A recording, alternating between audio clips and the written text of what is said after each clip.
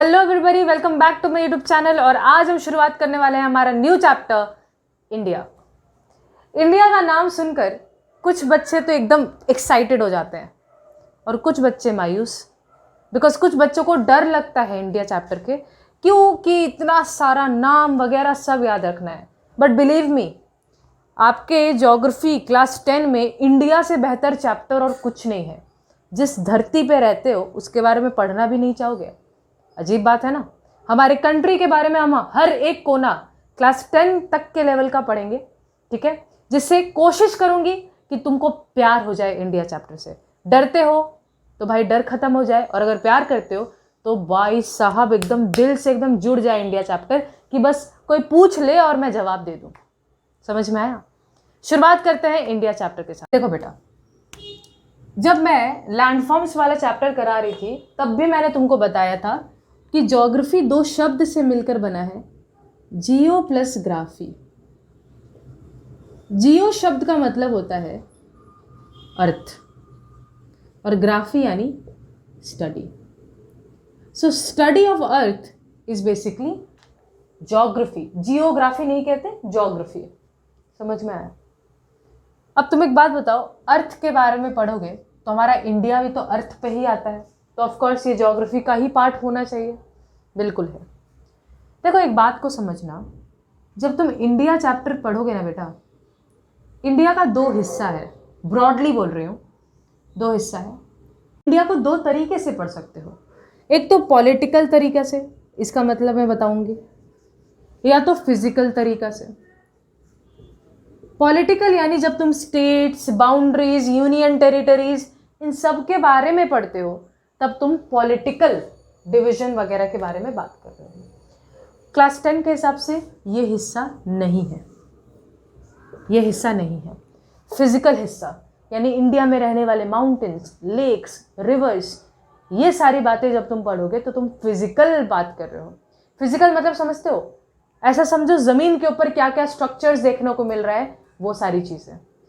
Political यानी states, boundaries, ये सारी बातें जो हमको आमतौर पे बोरिंग लगती है और तुम्हारे क्लास 10 में है भी नहीं।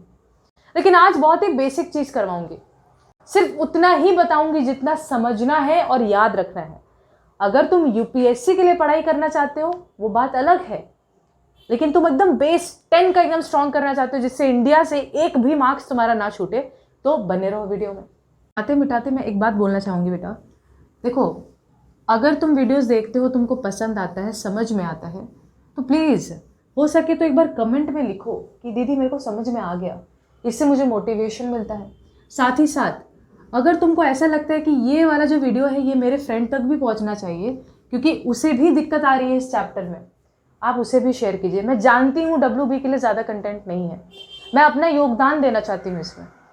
समझ रहे हैं ना? It is not I am not doing any kind of कि हाँ मैं अपना तारीफ कर रही हूँ, ऐसा नहीं है। ऑनेस्टली बोल रही हूँ, अगर तुमको पसंद आ रहा है प्लीज़ शेयर करते रहो। शेयर कर करके तुमने 230 सब्सक्राइबर से ऊपर तक करवा रहे हो, thank you so much for that. और भी सब्सक्राइबर तक पहुँचेगा तो ज़्यादा से ज़्यादा बच्चों को अब ऐसा फील होगा कि भले ही लॉकडाउन है तो क्या, हम यूट्यूब से भी पढ़ाई कर सकते हैं। ठीक है? सो देखो बेटा, इंडिया चैप्टर में ना एक स्पेशल बात है, इंडिया का मैप बनाना आना चाहिए। अगर बेटा तुमको इंडिया का मैप नहीं बनाना आता तो फिर तुम क्या कर रहे हो? डरने की बात नहीं है, मैं सिखाऊंगी। सुनो, ये तुम्हारा अर्थ है? अर्थ के बीचों बीच से गुजरता है बेटा इक्वेटर, इतना सब जानता है। इक्वेटर अर्थ के स्फीयर को दो हिस्सों में बांटता है। इक्वेटर अर्थ को दो हिस्सों में बांटता है। ऊपर वाले को बोलते हैं नॉर्दर्न हेमिस्फीयर और नीचे वाले को बोलते हैं साउदर्न हेमिस्फीयर। इतना तो हमें पता ही है दीदी। गुड। एक बात को समझना, डायरेक्शंस देखो, ऊपर नॉर्थ, साउथ, वेस्ट और ईस्ट। अगर कोई चीज यहां पे है तो हम कहते हैं कि वो नॉर्थ में है, और ईस्ट की तरफ है तो ये डायरेक्शन है नॉर्थ ईस्ट। कोई चीज अगर यहां है तो वो साउथ में है और ईस्ट की तरफ है तो साउथ ईस्ट। कोई चीज यहां है तो वो साउथ और वेस्ट की तरफ है तो साउथ वेस्ट, और यहाँ पे और यहाँ तो यानी नॉर्थ वेस्ट। इंडिया ना बेटा पोजीशन देख लो, अगर तुम अर्थ को इस तरीके से बांटो तो ये नॉर्थ है, ये साउथ है, ये वेस्ट है और ये ईस्ट है। इंडिया बेटा यहाँ है, इंडिया का पोजीशन यहाँ है। तो तुम बोलोगे दीदी यानी कि इंडिया नॉर्थ ईस्ट में है, तो हम कहते हैं कि India is located in the north eastern hemisphere. North eastern, क्योंकि नॉर्थ में तो ईस्ट भी आ रहा है, वेस्ट भी आ रहा है, हम सिर्फ ईस्टर्न की बात करें क्योंकि इंडिया यहाँ पे है। बात समझ में आ गया? जी दीदी आ गया। इंडिया का मैप कैसे बनाओगे, ध्यान से सुन लो। मैं जिस स्पीड में बना रही हूँ उसको फॉलो करने के लिए वीडियो को स्लो भी कर सकते हैं। 3-4 बार बनाओगे तभी आएगा। पहले एक ऐसा स्ट्रक्चर बनाओ, फिर यूं ही कर लेंगे।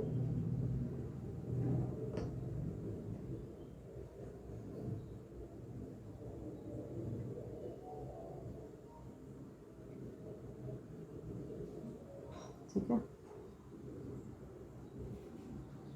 मैं एकदम प्रोफेशनल नहीं हूँ, ठीक है, इतना याद रखना। मैं ऐसा पढ़ाऊंगी जिससे तुमको समझ में आए। मैं एकदम इस सब्जेक्ट की माहिर नहीं हूँ, लेकिन अगर तुमको समझ में आ रहा है। मेरे ना यहाँ पे गाना भी चलने लग गया है, तो मुझे वीडियो को जल्दी करना पड़ेगा। हाँ, ये करना ना कि यहाँ पे जब तुम आओगे तो यहाँ पे थोड़ा सा टेढ़ा कर देना, मतलब इस तरीके से जाएगा, ठीक है, और ऐसे टेढ़ा हो जाएगा, यहाँ से ऐसे टेढ़ा होगा। ऐसा कुछ रफली इंडिया दिखाई देता है। Okay, I hope this is clear. देखो बेटा, मेरी बात को समझना। इंडिया ये तो है ही, यहाँ नीचे श्रीलंका है, ये तुम भी जानते हो। यहाँ पे ना कुछ आइलैंड्स आते हैं। अभी के लिए रफली बना लो बेटा, मैं इसको एकदम अच्छे से बनाना सिखाऊंगी आगे वाले पार्ट्स में। अभी के लिए रफली बनाओ, समझ में आ रहा है? बस इतना करना, मेरे इधर नहीं दिखाई दे रहा, लेकिन ये जो आइलैंड है ना, यहाँ पे आइलैंड है बेटा, ये आइलैंड है, यहाँ पे भी छोटे छोटे आइलैंड्स हैं, इंडिया के ही आइलैंड है। ओके, ये वाला जो आइलैंड का हिस्सा है ये थोड़ा नीचे की तरफ जाएगा। ये जो इंडिया है ना, ये यहाँ पे ख़त्म हो रहा है, लेकिन ये वाला हिस्सा थोड़ा और नीचे की तरफ जाएगा, थोड़ा सा नीचे, इतना समझना। अच्छा, एक बात बताओ, अभी के लिए तुमको पता है या नहीं मुझे नहीं मालूम, लेकिन मैं बता देती हूँ। पहले हम पूरे इस हिस्से को जम्मू एंड कश्मीर कहते थे, है या ना? लेकिन अब बेटा इसको जम्मू एंड कश्मीर नहीं कहते हैं। अब इतना दूर का हिस्सा को हम लद्दाख कहते हैं, लद्दाख। और सिर्फ इतना दूर का हिस्सा को ही हम जम्मू एंड कश्मीर कहते हैं अब। ओके, तो तुम बोलोगे दीदी लद्दाख में यहाँ पे एक पॉइंट है, आप जानती हैं, यहाँ पे जो इंडिया का नॉर्थ मोस्ट पॉइंट है। इंडिया के हिसाब से आप देखिए तो ये सबसे नॉर्थ में पॉइंट ही आता है, सबसे ऊंचा नॉर्थ में। तो तुम बोलोगे दीदी इंडिया में जो सबसे नॉर्थ की तरफ यानी नॉर्थ मोस्ट पॉइंट है जो कि लद्दाख में आता है, उसका नाम है इंदिरा कोल। कहाँ आता है बेटा? लद्दाख में आता है। क्लियर हुआ? यानी ये कौन सा पॉइंट है दीदी? ये नॉर्थ मोस्ट पॉइंट है। ओके, उसी तरीके से बेटा इंडिया का ये वाला हिस्सा देखो, इंडिया का ये जो हिस्सा है बेटा ये एकदम वेस्ट की तरफ आता है। याद रखना, ये नॉर्थ, साउथ, वेस्ट, ईस्ट, ये वेस्ट की तरफ जो आता है ये वाला हिस्सा, इसको तुम्हारे बुक में घोर मोटा लिखा हुआ है, इसको गुहर मोती भी कहते हैं। कहाँ पे है दीदी ये गुजरात में बेटा। अगर तुमसे कोई पूछे नॉर्थ मोस्ट पॉइंट तो इंदिरा कोल, और अगर तुमसे कोई पूछे वेस्ट वाला पॉइंट तो वो है गुहर मोती, गुजरात में, या घोर मोटा भी तुम्हारे बुक में लिखा हुआ है। यहाँ पे इंडिया का ईस्ट मोस्ट पॉइंट है, ईस्ट मोस्ट, ईस्ट की तरफ सबसे निकला हुआ पॉइंट जो है, इसको बेटा हम कहते हैं कीबीतू। ये कहाँ पे है दीदी? ये अरुणाचल प्रदेश में है बेटा। ठीक है, ओके। अब दीदी उसी तरीके से इंडिया का यहाँ पे जो पॉइंट है, ये साउथ के तरफ जो पॉइंट है, ये एकदम साउथ वाला पॉइंट, पता नहीं वीडियो में दिख रहा है नहीं, लेकिन इंडिया के एकदम साउथ में जो टिप वाला पॉइंट है उसको बेटा हम लोग कहते हैं केप कोमोरिन। कहाँ पे है दीदी? कन्याकुमारी में है बेटा। कन्याकुमारी कहाँ है दीदी? तमिलनाडु में। तमिलनाडु में जो कन्याकुमारी है उसी में ये जो पॉइंट है एकदम लास्ट वाला इंडिया का, Cape Comorin. MCQ। The north most point of India Indira Col, the west most point of India Guhar Moti या Ghor Mota, the east most point of India Kibithu and the south most point of India Cape Comorin. लेकिन यहाँ पे मैं एक बात को बोलना चाहूंगी, ध्यान से सुनना। क्या दीदी? देखो बेटा, इंदिरा कोल और गुहर मोती दोनों ही पाकिस्तान के साथ इनका विवाद चल रहा है। ये बस जनरल नॉलेज के लिए बता रही हूँ। पाकिस्तान के साथ कलेश चल रहा है क्योंकि यहाँ पे हिस्से में पाकिस्तान आता है और पाकिस्तान इन हिस्सों को अपना बताता है। समझ में आ रहा है? केबितू का भी विवाद चल रहा है चाइना के साथ। तुम सब जानते हो यहाँ हमारा चाइना है, यहाँ पाकिस्तान है। पाकिस्तान के साथ हमारा ये दो एरियाज़ का, दो हमारे पॉइंट्स का डिस्प्यूट बोले तो विवाद चल रहा है। और यहाँ पे हमारा चाइना के साथ विवाद चल रहा है किबितू को लेके। नहीं, केप कोमोरिन एकदम फ्री है। ओके, एक और बात सुनो, ये जो इंडिया का ज़मीन है इसको हम कहते हैं main land of India. India का मुख्य भूमि है ये मेन लैंड। क्यों दीदी ऐसा क्यों बोलना पड़ा आपको? क्योंकि देखो इंडिया का छोटा छोटा आइलैंड्स भी तो है, वो तो इंडिया के साथ जुड़ा नहीं है लेकिन वो भी तो इंडिया का पार्ट है। तो अगर मैम तुमसे पूछती है कि इंडिया के मेन लैंड का साउथ वाला पॉइंट क्या है, तब तो तुम बड़े आराम से बोलोगे केप कोमोरिन। लेकिन अगर मैम मेन लैंड मेंशन ही नहीं की, मैम मेन लैंड के बारे में कुछ बोली ही नहीं है, तो मैम इंडिया के सिर्फ मेन लैंड के बारे में बात ही नहीं कर रही, मैम आइलैंड्स को भी कवर कर रही है।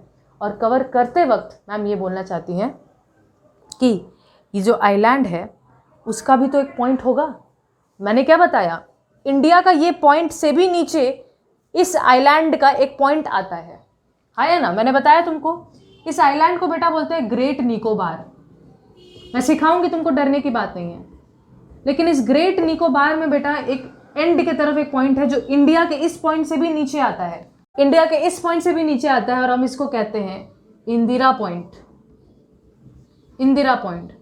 तो दीदी एक बार आप फिर से बताइए। देखो बेटा, अगर मैम मेन लैंड शब्द का प्रयोग करती है तब तो इंडिया का south most point Cape Comorin है। लेकिन अगर मेन लैंड शब्द का प्रयोग नहीं किया गया है तब तो तुमको नहीं पता कि मैम किस बारे में बात कर रही है। इसीलिए तुम बोलोगे कि मैम अगर आप पूरे भारत का बात कर रही हैं तो पूरे भारत में तो ये ग्रेट निकोबार का हिस्सा सबसे नीचे आता है, यानी इंदिरा पॉइंट। यानी क्वेश्चन कैसे आएगा? The south most point of Indian main land, क्या बोलोगे? Cape Comorin. लेकिन the south most point of India, main land शब्द का प्रयोग नहीं किया है मैंने, तो फिर तुम बोलोगे इंदिरा पॉइंट। इंदिरा पॉइंट का पुराना नाम क्या था बेटा? पिग्मैलियन पॉइंट। लिख के बताती हूँ बेटा। सो इंदिरा पॉइंट जो कि ग्रेट निकोबार में है और इंडिया का सबसे नीचे वाला हिस्सा है, उसको बेटा हम पहले कहते थे पिग्मैलियन पॉइंट। आई होप ये क्लियर हुआ। यहाँ से बेटा MCQ आता है। आई एम रियली सॉरी, मेरे को लगा था मैं और भी आगे वीडियो बना पाऊंगी लेकिन मैं नहीं बना पाऊंगी बिकॉज आसपास इतना शोर हो रहा है, आज मेरा भी कंसंट्रेशन कम हो रहा है जैसा कि आप सुन ही पा रहे हैं। So I am really sorry for that. आगे का वीडियोज़ में हम कवर करेंगे इंडिया के आगे वाले पार्ट को। Thank you so much for watching, take care, bye.